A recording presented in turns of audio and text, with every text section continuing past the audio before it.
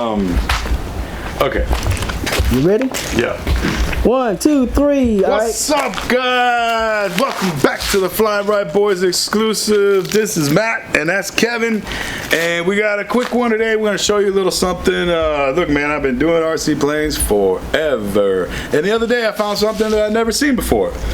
So this is a Hanger 9 20cc plane that's been around for a long time, standard issue, and we flew this about 4 or 5 times. My pop's plane, he's sitting right there, and so after we flew it a few times, we wanted to make it look pretty. Okay, this is my favorite part, is reworking color schemes. All right, and so you can see this side of the plane. Now stay right there, Kevin, stay right there. So you see, this is how it comes out of the box. It got panel lines. Ooh, super cool. And then look close right here, guys. You see how shiny that is? All right, now we do this one. Now you should be seeing a little more shine. Oh yeah. You see that machine metal right there? So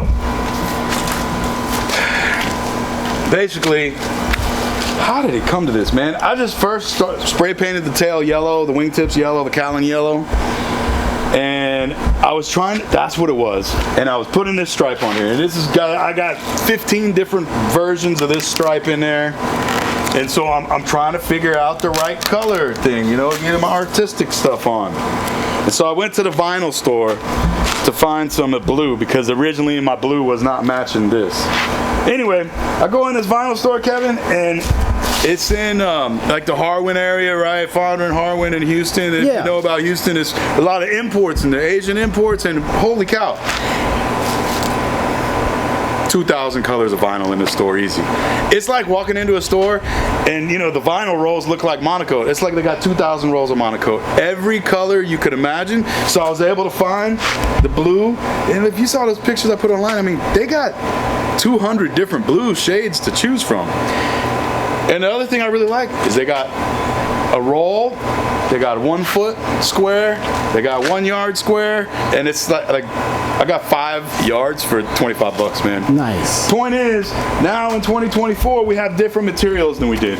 And all that was to say that I found this material. This is vinyl, just like you wrap your car with, just like you make your stickers on your plane with, calligraphic style. But if you can see, it's got the brushed metal look to it. And I haven't.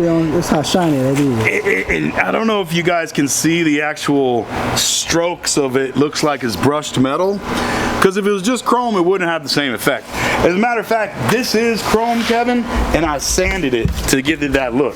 So that's just a regular piece of chrome vinyl sanded, but next to it you see these, and especially when you put this one at an angle, this one straight, oh man. And like I was saying, this vinyl place, they have all these colors. Well, they have every color of 3M vinyl, and then right next to it, they have every color of Oracle vinyl. And it's like going to the grocery store and getting, you know, Kraft macaroni and cheese and whatever. It's the same thing, but they're slightly different. Yep. So I got this one from 3M and the other one from Oracle, and they're slightly different shades, Kevin. So that's how you get this differentiation. You know, they look like different pieces because one is a hair darker because it's made from a different brand. And anyway, so for me, I never done a metallized plane. I always wanted to. And this is a piece of cake because I'm the sticker guy, man. I love vinyl stickers. I love redoing color schemes. This is quick and easy. Cool thing about this plane, it already had the panel lines drawn on it from the manufacturer. So I'm just, dude, Kevin, you know what I do? I get some scissors and I stand right here and I push it here. I'm not like measuring this. I'm like freehand, boom, boom, boom. I stick it on and I get my X-Acto and I cut the last 2 pieces to be just right. Anyway, the reason why I say it that way is it wasn't like, this didn't take, this is 1 day work. This is 1 day work. Really? This 1 day. And you know, so anyway, oh, I gotta grab something and bring it here, because if you look close, you're gonna see a million rivets. And you're gonna wanna know how I make them. Try to get. Can you see them, Kevin? Yes, I can see them. They're hard. They're there. So, you see this little tool? I don't know if you can see. Oh yeah, you can see it. And it rotates, right? And so, What's that called? a rivet making tool. That's really okay. Let's see a spot where. Hey, come on this side. It will do some. Okay. I haven't done the side of the tail yet. No. You know, I'm an eyeballer. I'm not scientific, man. So, look, we're gonna do the trailing edge. We're gonna push.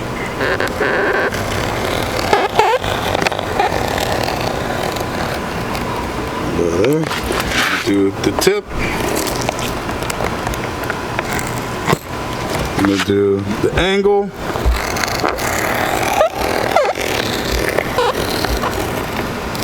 I'm gonna do another one right next to it. Just a little pressure, huh? Look, if I showed you this and said, hey man, look at those 30,000 rivets, how long you think I would have taken to do that? But y'all saw it right there. It took 1 minute. Okay, so anyway, these are some of those things, man, that like we see when someone else has done it, and we kind of, oh, that's amazing. There's no way I could do that. And that's the mentality a lot of us have, but that's not the one that you have, Kevin, because I know you saw, you said, I'll try it. How do you learn? You just dive in. Yeah. You know, how you teach a kid to learn? Kick them in the deep end. Yes, indeed. It's the only way. But yeah, so you guys saw that. This is an Excel product, E-X-C-E-L. I'll send you a picture to the link later. I have it, pretty sure they still make it. And they make different sizes. This is from Plastic Model World. From Okay. Plastic Models. And man, that's something I wanted to show you on that Hellcat is, look, if you're building a P-47 or you're building a Corsair, whatever, go to the model shop and get a plastic model for $10 or $15. It has every rivet panel line on there, and then you could be building this plane and have a little one, and you know where to put all that stuff. It really comes in handy, man. That's what I did on this Bearcat. Every rivet panel line that's on the real one is on that plane. That's why I say that plane is my best one I ever built, Kevin. It is scale, scale, scale. When I'm doing this P-47 and even when I'm doing that Hellcat, I'm having fun with it, man. I'm just boom, boom, boom, making it look good. This is done off a plastic model, perfect scale. Again, you can hold it in your hand and like right while you're doing it, easy reference. You don't have to pull up the computer, you don't have to put it on the big screen. So just a heads up, it really does make a difference. Get you a plastic model. Back to this one. So you saw how we did the rivets. It's a piece of cake. You know, if you really wanted to, you could get you out a little plastic ruler, make a line, tape. That's how a more precise person would do it. Look, man, ain't nobody gonna look and see, and so that's just how I roll. I remember you telling me one thing about the Warbirds. They were pumping these Warbirds out like this fast. Yeah. And the thing is, all those rivets were done by hand by one individual. So they're not going to be always completely straight. Yeah. So if you're doing it by hand, you're actually doing it the way that they did it, the real model. That's There's right. going to be some zigzags. If you actually go to an airfield and you actually look at the real thing, you're going to notice that some of the rivets are a little bit off left or right. We were just talking about this. It's like three people. You got the person in front going down, drill, drill, drill. Behind him is the person, pop the rivet, rivet. Behind him is... Yep. And, you know, they were focused, and this is an important thing about building Warbirds, Kevin, and perfection, or building anything. You can go for perfection. The dudes are in perfection. I see them in as a Rolly group, and like everything looks perfect. And it takes them 10 years to build a plane, man.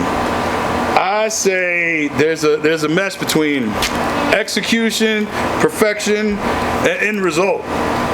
And if you try, you got to balance that. I'm sure you've kind of gone through that on your stuff, because if you try to make it perfect, you never finish the damn thing. Yeah, right? yeah. My Corsair took me 3 years. And so there's an art of learning that part of it. I didn't do a good way of explaining it there, but anyway. So on this one, again, we're just getting the color scheme looking beautiful, and easy way to put metal look on your plane. I think this is brushed aluminum or brushed steel is the description. And this one is, I don't remember which brand it is, but anyway, good easy way to do it. If you do it, make sure if you stagger them, or at least put some this grain and put some this way, and it really gives that effect. And then coming back with this, holy cow, I was not planning on doing this plane aluminum. I was not planning on doing rivets. But you know, sometimes you get inspiration. I got the best dad in the world, so he inspired me to surprise him, make him, you know, make him wow. Okay, I'm gonna turn the camera around real quick because we're talking about Mr. John right here, the guy who started it all. There he is, right there. He's 79 and still flying 3 times a week. Fly better than me. Yeah, he's still flying 3 times a week.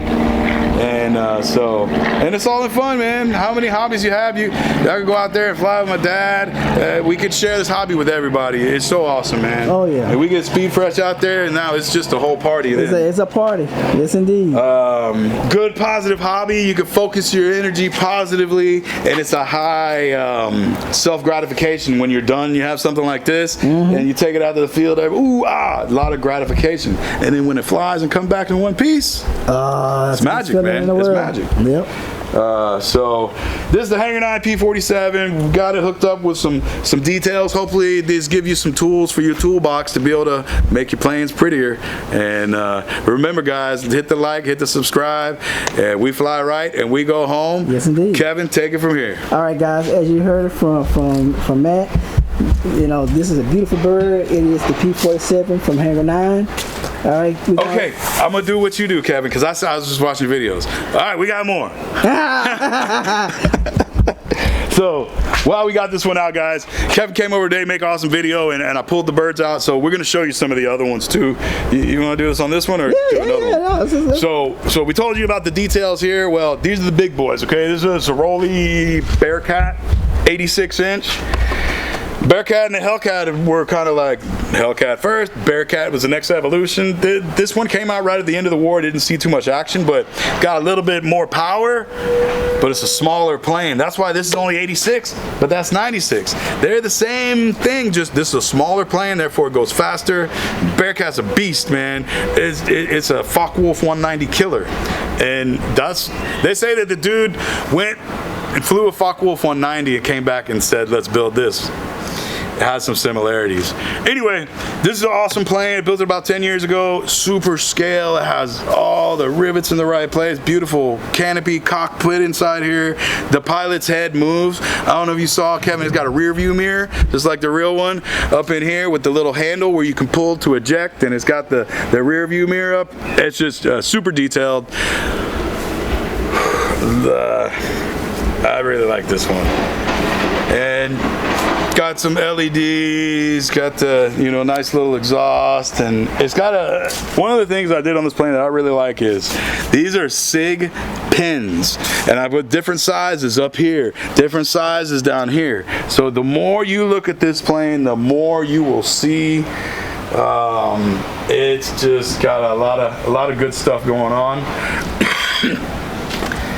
This is something from Michael's, you know, a little antenna thing, and these are, it's just got a lot of little stuff. A lot of detail. Okay, here's something, Kevin. Go in there. Can you see, if you can see in there, there's a little threaded screw. Come back right there. That's where the real one goes back and forth. That's a piece of 1/4 nylon screw I painted black, man. Oh, really? You know, and it looks like, anyway, it's the fun you get to have detailing these things out, man. This was the first one I did the cowl blisters on to hide the engine.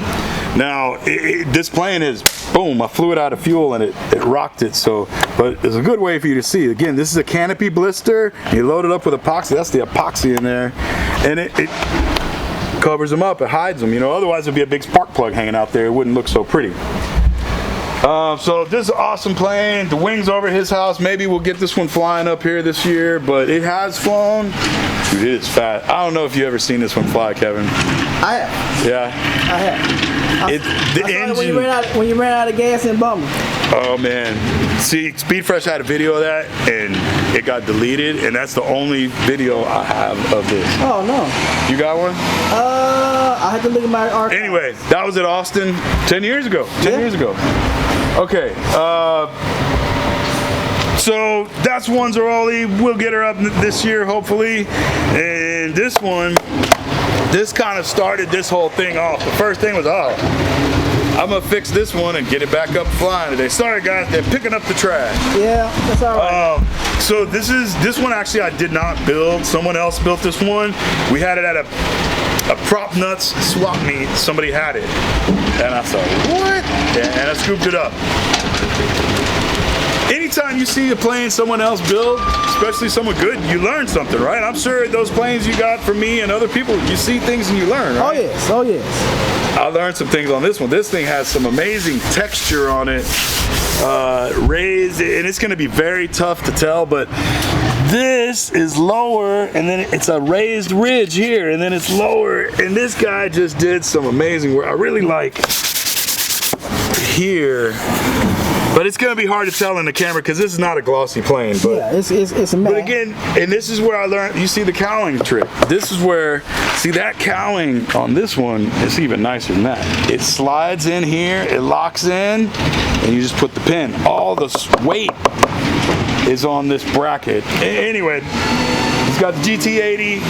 Ciroli Dauntless. It does have the air brakes and flaps. It's got air brakes to come up, flaps to go down.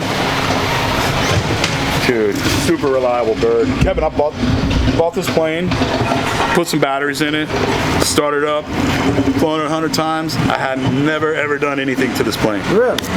Put stickers on it. Nice. Like dude that built it. And so, you know, at the old hobby shop, we had planes all over the place. And I think somebody stepped on the tail one day. Oh no. And I was flying it in Austin, probably a year before that one, and I was going up real high. I went into a dive bomb run, you know, make it look like it's doing a dive bomb. Yeah. And the tail's like, cut! And I throttled back, got it down, and landed it. So this tail busted in half.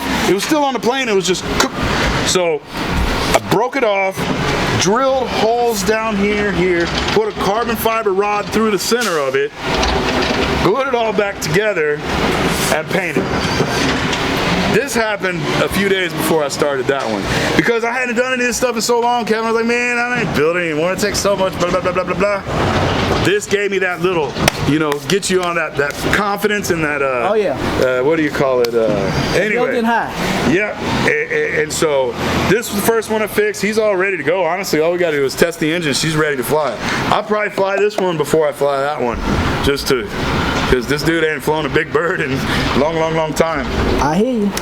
And so, anyway, this one's super cool. It's got some good detail. Someday I'm gonna repaint this plane. It deserves it because it's a beast. And I'm gonna put the guns in there. But sweet bird, very well. And you know the other thing, this thing flies like a baby. You ever want a Warbird and you're afraid, get a Dauntless. It flies like a baby. Speed Fresh flew this one in Scale Masters and got 3rd place, United States. Oh, nice. Anyway, Dauntless is awesome. It's probably the easiest flying Ciroli plane, I'm guessing. And it's big. This one's bigger than all the rest of them. This real Dauntless has a smaller engine than these, but it's got a big old wing. I don't know if the real one has a bigger wing, but anyway, this is Ciroli Dauntless. She's a beautiful bird and just a good flyer. Anyway, guys, I think the coffee is running out, Mr. Kevin. Hey, trust me, I understand. But I really appreciate you letting me come to your hangar and seeing all these wonderful birds. I think we're going to do more videos, Mr. Kevin. Oh yeah. Anytime you need me, just give me a call. I will be here in a hurry. This is awesome, man. This is awesome. So guys, if you like this content, please hit that subscribe button, hit that notification bell to let you know when the next video is coming out, because as you heard from Mr. Bucky, we fly right and we go home. All right guys, God bless, and I shall see y'all on the flight line.